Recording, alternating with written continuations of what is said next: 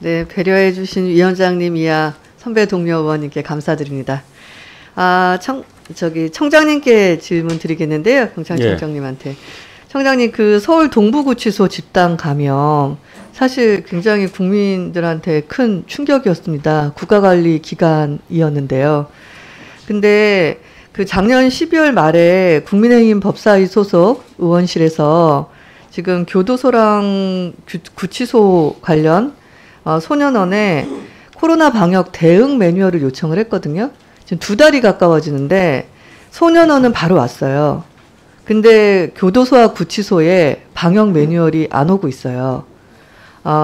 뭐 야당이라고 안 줄 것 같지는 않고요. 없어서 안 주는 것 같습니다. 그래서 지금 뭐 동부구치소 이하, 남부구치소, 서울구치소, 대구구치소 이런 것들의 사고가 나는 게 이상하지 않게 느껴지고 있거든요. 근데 우리로 오면 지금 가장 유사한 게 경찰의 유치장입니다. 예. 그 유치장 입감 인원을 조사해 봤더니 연간 7만 명이더라고요. 이 입감 인원에 대한 방역 수칙이나 매뉴얼 어떻게 진행하고 계신가요? 예, 저희들도 유치장 입감이 필요한 체포 구속 피의자에 대해서는 사전에 네. 발열 체크라든지 증상 같은 걸 좀 파악을 해가지고 점검을 하고 또 유치장 입감 전에도 또 철저히 검사를 한 후에 입감 조치를 하고 있고 또 공간이 되게 협소하잖아요. 아니 유치장은 기본적으로 어떤 신체 검사를 할 수 있는 공간이 따로 마련되어 있습니다. 네. 그러면 사전에 입감하기 전에 예. 기본적으로 검사하는 거 외에 추가적으로 거리두기나 이런 것에 대한 그 머무르는 기간 동안에 방역 매뉴얼은 따로 있나요? 저희들이 기본적으로는 방역 당국의 방역 수칙을 최대한 준수하고 그보다 조금 더 강화된 형태로 지금 운영을 하고 있고. 제 생각엔 방역하는 것에 대한 관리 매뉴얼이 있어야 될 것 같고요. 자, PPT 보실게요. 지금 경찰의 코로나 확진자가 142명입니다. 근데 우리가 본청이나 지방청 외에도 대학도 있고 병원도 있습니다. 이 관련해서는 개별적인 방역 매뉴얼이 준비되어 있어야 될 것 같아요. 제가 오늘 요청드리면 각 기관별 방역 매뉴얼 받을 수 있을 정도로 준비되어 있나요? 저희들이 그 방역 당국 지침에 따라 자체적으로 방역 지침은 있습니다. 그 계획이라든지 지침. 아니, 제가 왜 그 말씀을 드렸냐면 소년원은 정확히 대응 매뉴얼이 있었어요. 그런데 그 교도소와 구치소는 지금 청장님이 얘기하시는 거랑 동일한 얘기 외에는 매뉴얼이 없어요.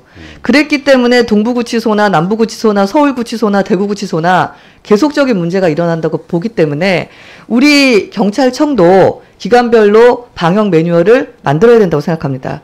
자, 다음 페이지 보시죠. 우리 기관 중에 중앙경찰학교가 있어요. 작년에 7,087명이 입교했습니다. 301기부터 306기까지인데 303기랑 304기 보시면 코로나가 한창이었던 여름이었어요. 그리고 305기, 306기는 사회적 거리두기가 수도권은 2.5, 비수도권은 2.0으로 상향된 시기였고요.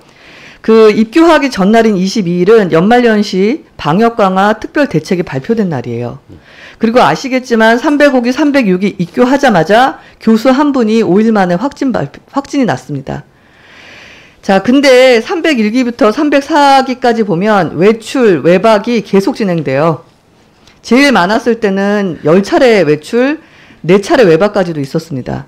질문 드릴게요. 305기, 306기 외출이랑 외박 시행하셨습니까? 지금 현재는 제가 알기로는 외출 외박을 하지 않는 걸로 알고 있습니다. 네, 이거는 끝나야지 자료를 줄 수 있다고 그래서 못 받았거든요. 예. 근데 놀라운 거는 뭐냐면 이 12월 23일 날 입교할 때 내부적으로 논란이 되게 많았던 걸로 확인이 됐어요. 그런데 전체를 그냥 입교시켰고 입교해서 5일 만에 교수가 확진을 나왔거든요. 이렇게 밀집으로 교육을 받아야 되는 것에 대해서 일부를 언택트 교육으로 바꾸는 부분에 대한 고민이나 노력을 하고 계십니까? 예, 저희들도 그 부분에 대해서 정말 고민을 많이 하고 있지만은 신임 교육 같은 경우에는 운전이라든 사격 등 실습 위주로 이루어지기 때문에 좀 비대면 교육이 좀 한계가 있습니다. 그래서 아니 그러면 5일 만에 교수가 확진자가 있었고 지금 들어올 때마다 한 2,400명 정도가 입교해요. 네. 굉장히 많은 인원이거든요.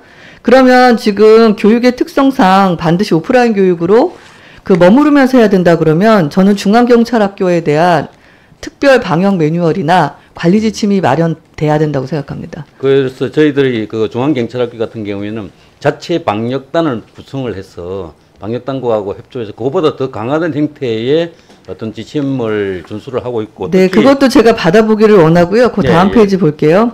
그 군복무를 대체해서 의경복무를 합니다. 예. 그러면 제가 왼쪽에는 국방부 부대관리 지침이랑 오른쪽은 의경 복무관리 규칙을 봤는데 2.5단계, 3단계로 갔을 때 외출이랑 면회는 안 되는데 외박이랑 휴가는 가능합니다. 이건 왜 그런가요?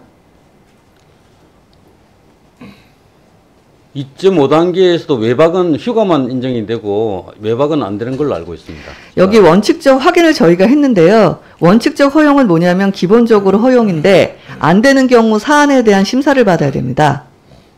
제가 이번에 2.0단계로 2단계로 하향 조정됐을 때 외박을 허용하겠다는 그런 어떤 보고를 받은 기억이 있는데 그걸 다시 한번 확인해서. 네, 이거 확인하셔야 되는 게 뭐냐면 의경들은 그 국민들이랑 직접 자주 만나잖아요.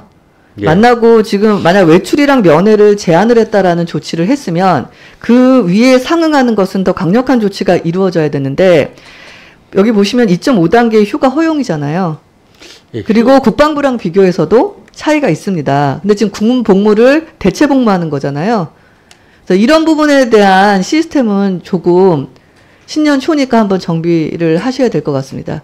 그래서 마무리를 드리면 청장님 우리 각 기관별 방역 매뉴얼 저희 의원실로 보내주시고요.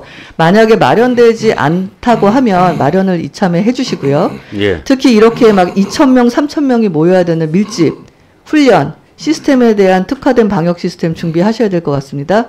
네, 예. 그 다음에 국방부랑 의경 이 부분도 좀 봐주시고요.